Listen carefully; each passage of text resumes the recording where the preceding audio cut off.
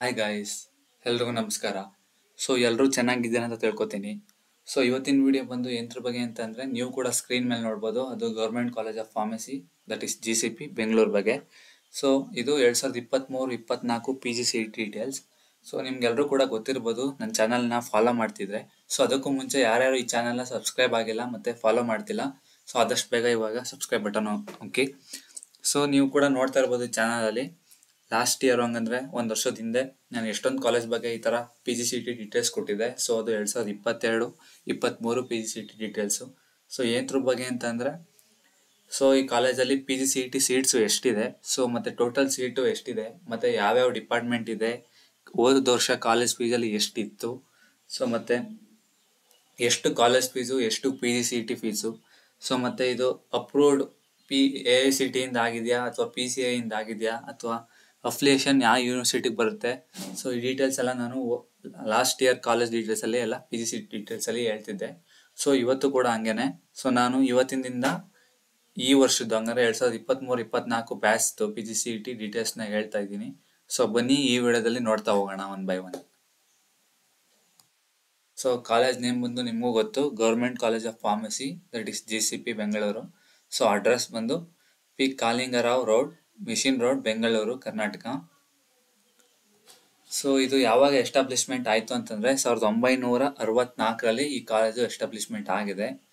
Affiliation ಯಾವುದಕ್ಕೆ ಅಂತಂದರೆ ಇದು ಅಫಿಲಿಯೇಷನ್ನು Rajiv Gandhi university of health science, that is RGUHSಗೆ ಅಫಿಲಿಯೇಷನ್ ಆಗಿದೆ ಈ college. Next it is also approved by. ಇದು ಯಾವುದಕ್ಕೆ ಅಪ್ರೂವ್ ಆಗಿದೆ ಅಂತಂದರೆ ನೋಡಿ, ನೀವು ಕೂಡ ಸ್ಕ್ರೀನ್ ಮೇಲೆ ನೋಡ್ಬೋದು. All India Council for Technical Education, that is AICTE and the Pharmacy Council of India PCI. ಈ ಕಾಲೇಜು ಎರಡರಿಂದನೂ ಅಪ್ರೂವಲ್ ಆಗಿದೆ. ಬಟ್ ಒಂದೊಂದು ಕಾಲೇಜು ಬರೀ PCI ಇರುತ್ತೆ, AICTE ಇರಲ್ಲ. ಬಟ್ ಈ ಕಾಲೇಜು ಟಾಪ್ 1 ಕಾಲೇಜು, ಅದರಿಂದ ಇದು AICTE ಇಂದ ಅಪ್ರೂವ್ ಆಗಿದೆ. ಇದು ಎರಡರಿಂದನೂ ಅಪ್ರೂವ್ ಆಗಿದೆ. ನೆಕ್ಸ್ಟ್ ಬಂದು ಎಂ ಫಾರ್ಮಾದಲ್ಲಿ ಮೇಯ್ನ್ ಆಗಿ ಈ ಕಾಲೇಜಲ್ಲಿ ಯಾವ್ಯಾವ ಡಿಪಾರ್ಟ್ಮೆಂಟ್ ಇದೆ ಅಂತಂದರೆ ಫಾರ್ಮಾಸ್ಯೂಟಿಕ್ಸ್ ಇದೆ, ಫಾರ್ಮಕಾಲಜಿ ಇದೆ, ಫಾರ್ಮಾಸ್ಯೂಟಿಕಲ್ ಕೆಮಿಸ್ಟ್ರಿ ಇದೆ, ಫಾರ್ಮಕಾಗ್ನಸಿ ಇದೆ. Main core subjects of pharmacy ಅದು 4 ಡಿಪಾರ್ಟ್ಮೆಂಟು ಈ ಕಾಲೇಜಲ್ಲಿ ಇದೆ. ಅದರ್ ಡಿಪಾರ್ಟ್ಮೆಂಟ್ಸ್ ಲೈಕ್ ಅನಾಲಿಸಿಸು ಮತ್ತು ಕ್ವಾಲಿಟಿ ಅಶ್ಯೂರೆನ್ಸು, ರೆಗ್ಯುಲೇಟರಿ ಅಫೇರ್ಸು ಈ ಥರ ಈ ಕಾಲೇಜಲ್ಲಿ ಇಲ್ಲ. ಮೇಯ್ನ್ ಕೋರ್ ಸಬ್ಜೆಕ್ಟ್ಸ್ ಮಾತ್ರ ಈ ಕಾಲೇಜಲ್ಲಿ ಇದೆ.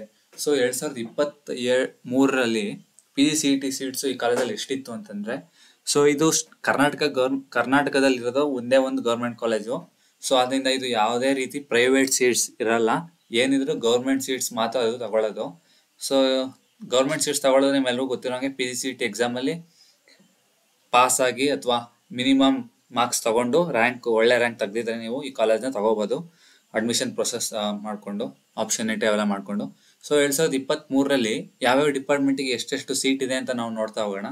ಫಾರ್ಮಾಸ್ಯೂಟಿಕ್ಸ್ಗೆ 13 ಸೀಟ್ಸ್ ಇತ್ತು, 13+2 ಸೀಟ್ ಇದೆ.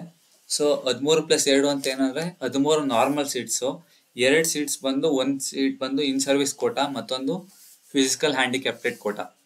ಟೋಟಲು 15 ಸೀಟ್ಸ್ ಇದೆ ಫಾರ್ಮಾಸ್ಯೂಟಿಕ್ಸ್ಗೆ. ನೆಕ್ಸ್ಟ್ ಬಂದು ಫಾರ್ಮಕಾಲಜಿ. ಇದಕ್ಕೂ ಕೂಡ 14+1 ಟೋಟಲ್ 15 ಸೀಟ್ ಇದೆ. ಅದರಲ್ಲಿ 14 seat normal seat, 1 seat in service quota seat.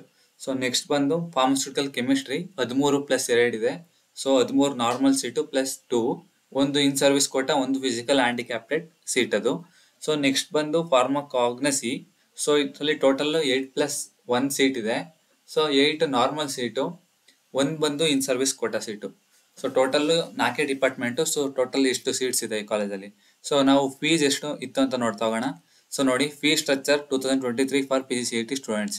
ಈ ಕಾಲೇಜಲ್ಲಿ ಏನಾದರೂ ನಿಮಗೆ ಸೀಟ್ ಸಿಕ್ಕಿದ್ರೆ ಈ ಕಾಲೇಜಲ್ಲಿ ಎಷ್ಟು ಫೀಸ್ ಇತ್ತು 2023ರಲ್ಲಿ ಅಂತಂದರೆ ನೋಡಿ, total fees or PGCET fees total 22,000 ಅಷ್ಟೇ ಇದ್ದಿದ್ದು.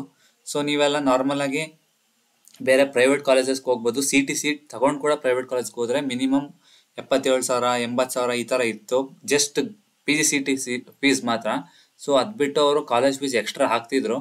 ಈ ಕಾಲೇಜಲ್ಲಿ ಎಕ್ಸ್ಟ್ರಾ ಏನಿಲ್ಲ, ಗೌರ್ಮೆಂಟ್ ಆದ್ದರಿಂದ. ಡೈರೆಕ್ಟ್ ಓನ್ಲಿ 22,000 ಮಾತ್ರ ಈ ಕಾಲೇಜ್ ಫೀಸ್ ಇತ್ತು. ಇದಕ್ಕಿಂತ ಜಾಸ್ತಿಯಲ್ಲಿ ಇರಲ್ಲ. ಕಮೆಂಟ್ ಮಾಡಿ ನೆಕ್ಸ್ಟ್ ಕಾಲೇಜ್ ಯಾವ್ದು ಬೇಕು ಅಂತ ನೀವು ಕಮೆಂಟ್ ಬಾಕ್ಸಲ್ಲಿ ಕಮೆಂಟ್ ಮಾಡಿದ್ರೆ ನಾನು ಆದಷ್ಟು ಬೇಗ video ಮಾಡಾಕ್ತೀನಿ. Thank you. Please subscribe, share, like for more updates. Thank you everyone.